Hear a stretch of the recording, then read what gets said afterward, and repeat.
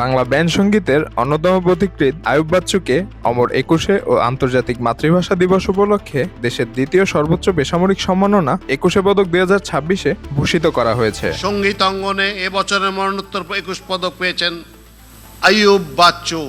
বৃহস্পতিবার রাজধানীর ওসমানী স্মৃতি মিলনায়তনে আয়োজিত অনুষ্ঠানে প্রধানমন্ত্রী পদকপ্রাপ্তদের হাতে এ সম্মাননা তুলে দেন। মরণোত্তর পুরস্কারপ্রাপ্ত আইয়ুব বাচ্চুর পক্ষে তার স্ত্রী ফেরদৌস আক্তার চন্দনা প্রধানমন্ত্রীর কাছ থেকে পদক গ্রহণ করেছেন।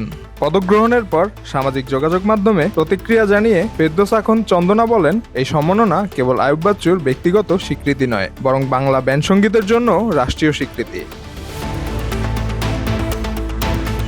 এদিকে ব্যান্ড দল এলআরবির অফিসিয়াল ফেসবুক পেজে প্রকাশিত এক বিবৃতিতে বলা হয়, আইয়ুব বাচ্চুর প্রতি এই রাষ্ট্রীয় সম্মাননা তার আজীবন সঙ্গীত সাধনার প্রতি জাতির গভীর শ্রদ্ধার বহিঃপ্রকাশ।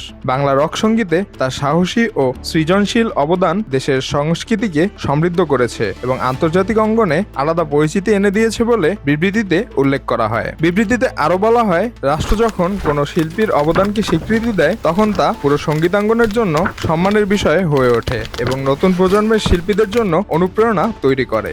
একই সঙ্গে আইয়ুব বাচ্চুর সৃষ্টিশীলতা ও সাংস্কৃতিক প্রভাব বিবেচনায় ভবিষ্যতে আরও বড় রাষ্ট্রীয় স্বীকৃতির প্রত্যাশার কথাও জানানো হয়েছে। শেষে এলআরবি জানায়, আইয়ুব বাচ্চু শারীরিকভাবে অনুপস্থিত থাকলেও তার সুর, স্বপ্ন ও সাহস এখনও সঙ্গীতপ্রেমীদের এগিয়ে যেতে প্রেরণা যোগায়।